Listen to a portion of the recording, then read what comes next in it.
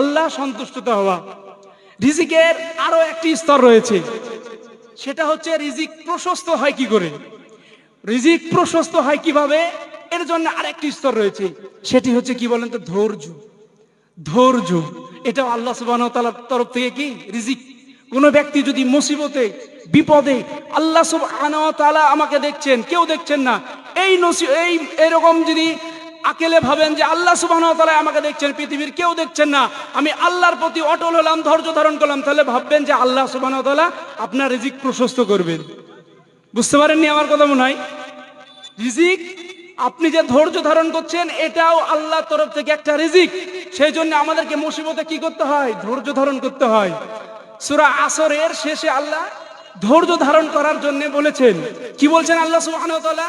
আল্লাহ বলছেন ওয়াল আসর, সময়ের কসম, ইন্নাল ইনসানা লাফি খুসর, পৃথিবীর সমস্ত মানুষ ক্ষতিগ্রস্তের মধ্যে, কিন্তু তারা ক্ষতিগ্রস্তের মধ্যে নয়, কারা? ইল্লাল্লাযিনা আমানু, যারা ঈমান এনেছে, ও আমিলুস সলিহাত, এবং সৎ কাজ করেছে, ওয়া তাওয়াসাউ বিল হক, এবং একে অপরের সঙ্গে সত্যের দাওয়াত দিয়েছে, উপদেশ দিয়েছে, ওয়া তাওয়াসাউ বিস সবর, এবং একে অপরের সঙ্গে সবর করার, ধৈর্য ধারণ করার উপদেশ দিয়েছে। বলি সুবহানাল্লাহ। বুঝতে পারেনি? তাহলে ধৈর্য ধারণ করলে যে রিজিক প্রশস্ত হয়, বিশ্বাস হয়? ধৈর্য ধারণ করলেও যে রিজিক প্রশস্ত হয়, বোঝা গেল? তাহলে রিজিক আমরা কি মনে করতাম এতদিন, বলেন তো? আমরা রিজিক কি মনে করতাম? মনে করতাম আমরা যেটা খাই আর যেটা উপার্জন করি এটাই রিজিক, এটাই তো মনে করতাম। কিন্তু রিজিকের স্তর কতগুলি, বুঝতে পারলেন? আপনার যে শারীরিক সুস্থতা, মানসিক সুস্থতা, এটাও রিজিক। আল্লাহ সুবহানাহু ওয়া তাআলা আপনাকে নেককার স্ত্রী দিয়েছেন, নেককার সন্তান দিয়েছেন, এটাও রিজিক। আল্লাহ তাআলা আপনার প্রতি সন্তুষ্ট হলে এটাও রিজিক। আপনি মুসিবতে বিপদে ধৈর্য ধারণ করলে এটাও রিজিক। তাহলে রিজিক শুধু আমরা খাই আর উপার্জন করি এটা রিজিক নয়, রিজিকের অনেকগুলো স্তর রয়েছে। আর যেটা খাই আর যেটা উপার্জন করি এটা সর্বনিম্ন স্তর। আর সর্বোচ্চ স্তর কি বলেন তো বাবজি? সর্বোচ্চ স্তর হচ্ছে শারীরিক এবং মানসিক, ফিজিক্যাল অ্যান্ড মেন্টাল, শারীরিক এবং মানসিক সুস্থতা থাকা। আর রিজিকের উত্তম স্তর হচ্ছে কোনটি? নেককার সন্তান, নেককার স্ত্রী, নেককার সন্তান, নেককার স্ত্রী। রিজিকের পরিপূর্ণ স্তর কোনটি? রিজিকের পরিপূর্ণ স্তর যেটা আর কোনো কিছু প্রয়োজন নাই, কি বলেন তো? আল্লাহ তাআলা সন্তুষ্টি। মাশাআল্লাহ, আল্লাহ তাআলা সন্তুষ্টি যেটাই হয় সেটা হচ্ছে রিজিকের পরিপূর্ণ স্তর। আর রিজিক কিসে প্রশস্ত হয় বলেন তো? ধৈর্য ধারণ করলে। কি করলে? ধৈর্য ধারণ করলে রিজিক প্রশস্ত হয়। এই যে রিজিক সম্পর্কে আমাদের একটি ধারণা আসলো কি আসলো না? ব্রেনে একটা আমাদের ধারণা মোটামুটি আলহামদুলিল্লাহ চলে এসেছে। এই যে রিজিক, এটি বন্দোবস্ত করেন কে বলেন তো? বন্টন করেন কে? রিজিক দেন কে? জোরে বলেন। আল্লাহ সুবহানাহু ওয়া তাআলা। তাহলে রিজিক বন্দোবস্ত করেন আল্লাহ, বন্টন করেন আল্লাহ। আল্লাহ সুবহানাহু ওয়া তাআলার একটি নাম আছে, কি বলেন তো? রাজ্জাক। রাজ্জাক মানে রিজিক দেনে ওয়ালা, যিনি রিজিক দাতা, রিজিক যিনি দেন, যিনি রিজিক দেন। সেজন্য আল্লাহ নিজের জন্য একটি নাম রেখেছেন, সিফাতি নাম, গুণবাচক নাম, কি? রাজ্জাক, মানে দেনেওয়ালা। আর আমরা এই নামটাকে কি বলে ডাকি গ্রামে বলেন তো? কি বলে ডাকি? এই আব্দুর রাজ্জাক বলি কি বলি না? সঠিক করে বলবেন, বলি কি বলি না? আল্লাহর নামকে আপনি ব্যঙ্গ করে ডাকেন, এটা ছোট গুনাহ হবে না বড় গুনাহ? ছোট গুনাহ হবে না বড় গুনাহ? বুঝাতে পারিনি আমি? আমাদের গ্রামে কোনো বাপ মায়ের সন্তানকে যদি সুন্দরভাবে একটি নাম রাখে আব্দুর রাজ্জাক, আর আমরা গ্রামে ডাকি এই রাজ্জাক, ঠিক না ভুল? ঠিক না ভুল? অবশ্যই ঠিক। কেন আমরা এই যদি এই বলে যদি ডাকেন, আপনার এটা সগীরা গুনাহ হবে না? বলেন কাবিরা গুনাহ হবে। এটা আল্লাহর সিফাতি নাম, আল্লাহর একটা সিফাতি নাম। এর জন্য কোনো নামকে ব্যঙ্গ করে আমরা ডাকবো না, বলি ইনশাআল্লাহ। কোনো নামকে আমরা ব্যঙ্গ করে ডাকবো না। যাই হোক, তাহলে আমি বলছিলাম যে যিনি রিজিক বন্দোবস্ত করেন তিনি কে? আল্লাহ সুবহানাহু ওয়া তাআলা। রাজ্জাক যে কেউ হতে পারে না। যিনি রাজ্জাক দেনেওয়ালা, রিজিক বন্দোবস্ত করার জন্য যে কেউ রাজ্জাক হতে পারেন না। রাজ্জাক হওয়ার জন্যে কি হতে হবে? তিনাকে তিনটি বৈশিষ্ট্য তিনার থাকতে হবে। যিনি রাজ্জাক হবেন তিনার তিনটি বৈশিষ্ট্য থাকতে হবে, না হলে তিনি রাজ্জাক হতে পারবেন না। Number 1, no deficiency. তিনার কোনো অভাব থাকবে না, তিনার অভাব অন্টন বলে কিছু থাকবে না। এমন ব্যক্তি হতে হবে যিনার কোনো অভাব অন্টন থাকবে না। আপনারা বলেন আদম আলাইহিস সালাম থেকে নিয়ে আমাদের এই পর্যন্ত আল্লাহ সুবহানাহু ওয়া তাআলা তো আমাদেরকে রিজিক দেন, তাই কি না? তাহলে আল্লাহ সুবহানাহু ওয়া তাআলার তো অনেকগুলো ভান্ডার থেকে কমে গিয়েছে। আদম আলাইহিস সালাম থেকে অত হাজার বছর থেকে নিয়ে আমাদের এই পর্যন্ত তো বন্দোবস্ত করছেন কে? আল্লাহ সুবহানাহু ওয়া তাআলা তো বন্দোবস্ত করছেন, বন্টন করছেন, আমাদেরকে রিজিক দিচ্ছেন, ঠিক কি না? তাহলে আল্লাহ সুবহানাহু ওয়া তাআলা অত হাজার বছর থেকে নিয়ে এত পর্যন্ত দিচ্ছেন, তার মানে তো আল্লাহর ভান্ডার থেকে কিছু কমে যাওয়ার কথা, তাই তো নাকি? কখনো নয়। যিনি রাজ্জাক হবেন, নো ডিফিসিয়েন্সি, তিনার কোনো অভাব হবে না, তিনার কোনো অভাব বন্টন হবেই না। 2 নম্বর কি হবে না বলেন তো? নেভার ফরগেটফুল, নেভার ফরগেটফুল, তিনি কখনো ভুলে যাবেন না, তিনি কখনো ভুলে যাবেন না। যিনি রাজ্জাক হবেন, তিনার 2 নম্বর বৈশিষ্ট্য হচ্ছে নেভার ফরগেটফুল, তিনি কখনোই ভুলে যাবেন না। মনে করেন যে আল্লাহ সুবহানাহু ওয়া তাআলার সৌদি আরবের মানুষের কথা মনে আছে, আর আমাদের ইন্ডিয়ার কথা ভুলে গিয়েছে, তাহলে তিনি আল্লাহ হতে পারবেন কি? তিনি আল্লাহ হতে পারবেন? সৌদি আরবের কথা মনে আছে, সৌদি আরবে রিজিক দিচ্ছেন, আর আমাদের ইন্ডিয়ার কথা ভুলে গিয়েছেন, তাহলে তো আমরা না খেয়ে মারা যাবো কি ভাই, তাই কি না? তাহলে তো আমরা না খেয়ে মারা যাবো। তাহলে যিনি আল্লাহ হবেন, তিনাকে কি হতে হবে? যিনি স্রষ্টা হবেন, যিনি রিজিক বন্দোবস্ত করবেন, তিনার 2য় বৈশিষ্ট্য হতে হবে কি? নেভার ফরগেটফুল, তিনি ভুলেন না। 3য় তিনার বৈশিষ্ট্য হবেন, তিনি হবেন দয়ালু। কি হবেন বলেন তো? তিনি হবেন দয়ালু।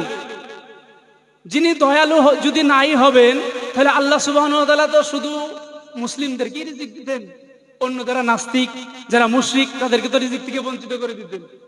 কথা কি বুঝতে পারেননি? মনে আমার কথা বুঝতে পেরেছেন কি?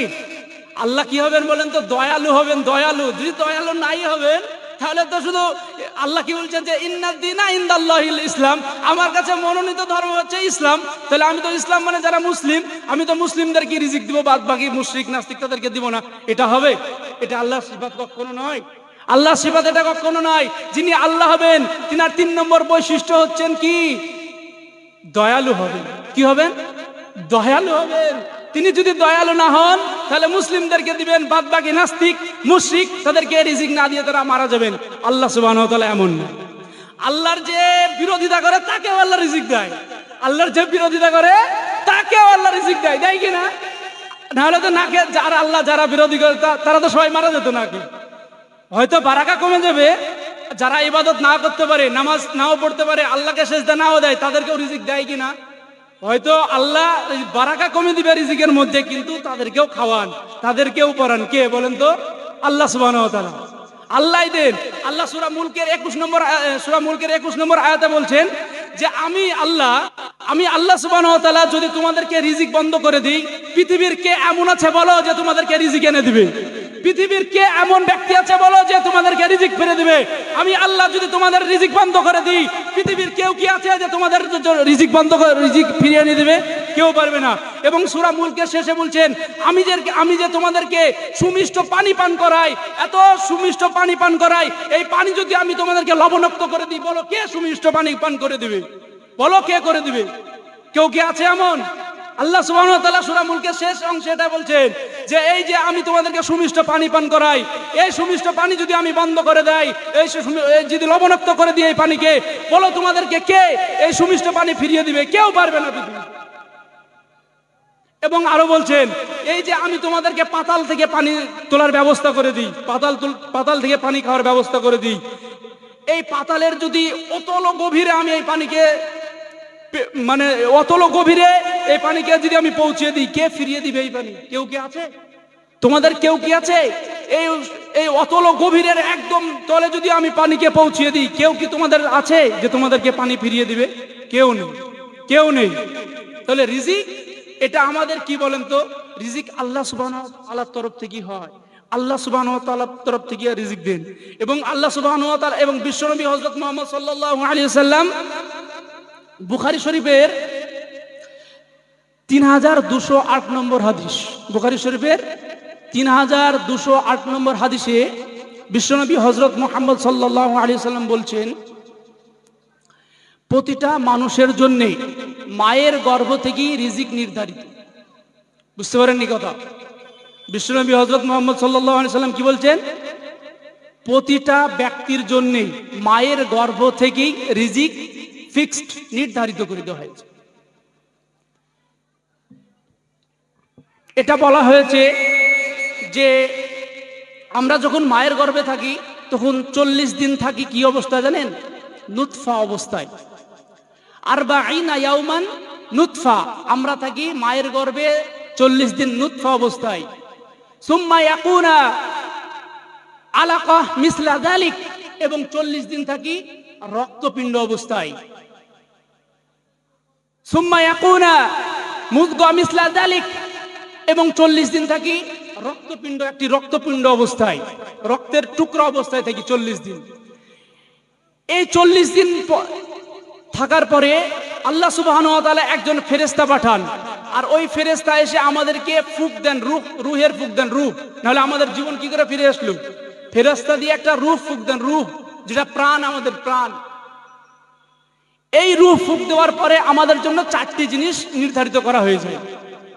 রূহ ফুঁক দেওয়ার পরে মায়ের গর্ভে 4টে জিনিস নির্ধারিত করা হয়ে যায়। তার মধ্যে একটাই হচ্ছে রিজিক, এটা নির্ধারিত করা হয়ে যায়।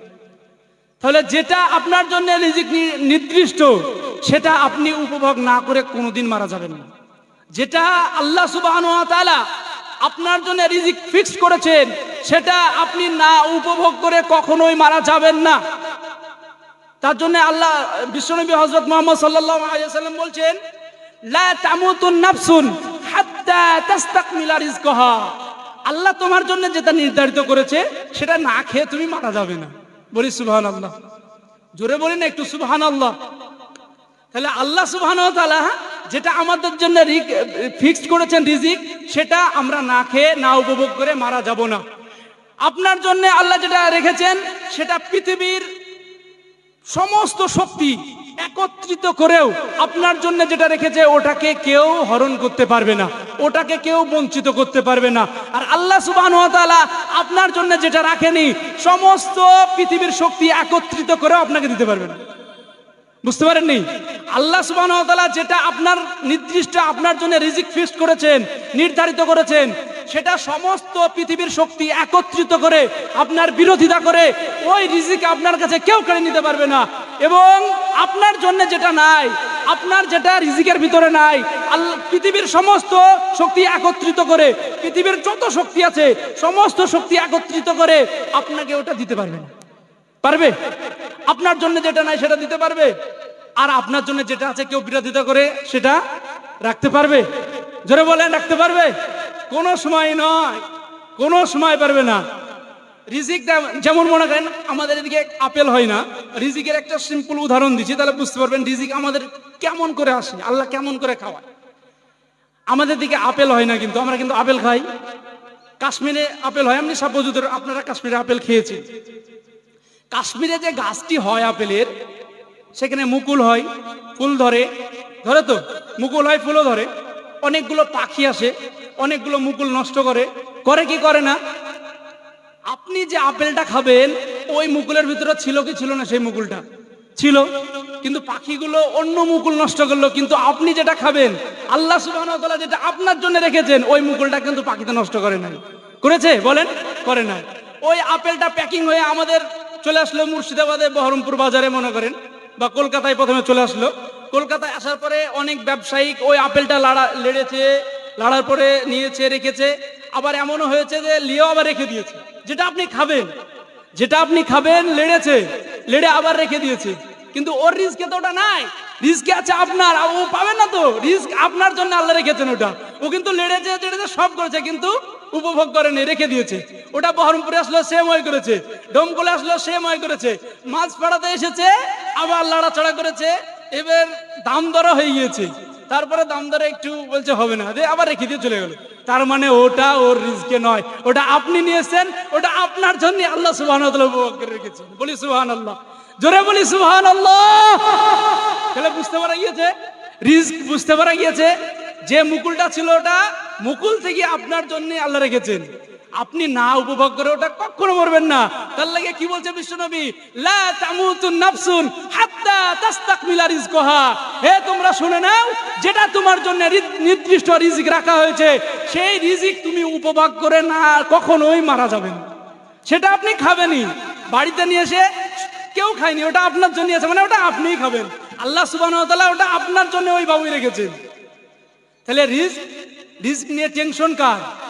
রিজিক নিয়ে টেনশন কার? আমাদের না আল্লাহ সুবহানাহু ওয়া তাআলার? রিজিক নিয়ে টেনশন কার? আল্লাহ সুবহানাহু ওয়া তাআলার। তাহলে রিজিক নিয়ে আমাদের টেনশন করলে হবে না। যেটা আল্লাহর চিন্তা সেটা আমরা নিলে হবে? যেটা আল্লাহ সুবহানাহু ওয়া তাআলা চিন্তা করবেন সেই চিন্তা কি আমি আপনি করলে হবে? কখনো হবে না। তাহলে আল্লাহ যেটা আপনার জন্য রেখেছে ওটা আসবেই। আমাদেরকে আল্লাহ যে বাবু আল্লাহ ওর আল্লাহর রাসূল কর্ম করতে বলেছেন, যে বাবু যে পথে চলতে বলেছেন, আমরা সেই বাবু করব, বলি ইনশাআল্লাহ করব। তাহলে রিজিক এটা মায়ের গর্ভ থেকেই ফিক্সড, রিজিক এটা মায়ের গর্ভ থেকেই নির্ধারিত। এবার আসি, রিজিক কি করলে বাড়ে? রিজিক কি করলে বাড়ে? ব্যবসায় কি করলে উন্নতি হয়? ব্যবসাটাও রিজিক। কি করলে রিজিক বাড়ে? একটু মনোযোগ দিয়ে শোনেন, তাহলে বুঝতে পারবেন রিজিক কি করে বাড়ে। বিশ্বনবী হযরত মুহাম্মদ সাল্লাল্লাহু আলাইহি সাল্লাম বলছেন, তিরমিজি শরীফের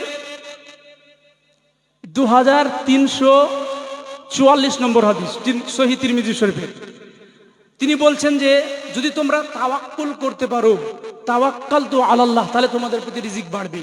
কি করতে পারলে? তাওয়াক্কালতু আলাল্লাহ।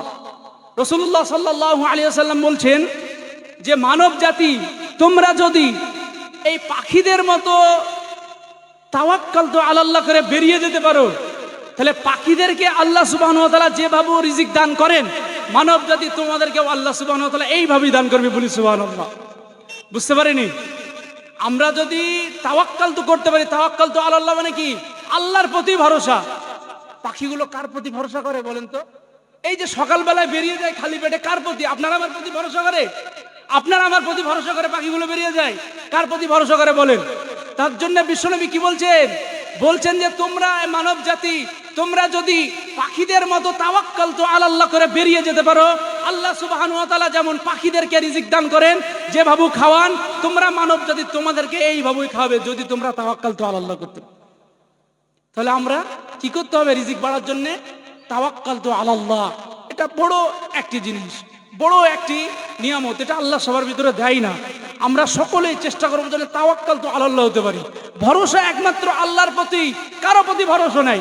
ভরসা একমাত্র আল্লাহ সুবহানাহু ওয়া তাআলার প্রতি, কারো প্রতি ভরসা নাই। রিজিক দিবেন আল্লাহ, রিজিকের চিন্তা আল্লাহর, আমার কোনো রিজিক নিয়ে চিন্তা নাই। রিজিক দিবেন কে? আমি করব কর্ম, রিজিক দিবেন আল্লাহ। কিন্তু আমরা বাঙালিরা তাওয়াক্কালতু আলাল্লাহকে কি বানিয়েছি জানেন? অলসতা। কি বলেন? তাওয়াক্কালতু আলাল্লাহকে বানিয়েছি অলসতা। একদম ঘুম দিবেন আর বলবেন যে আল্লাহ আমাকে রিজিক ঠিক দিতে হবে।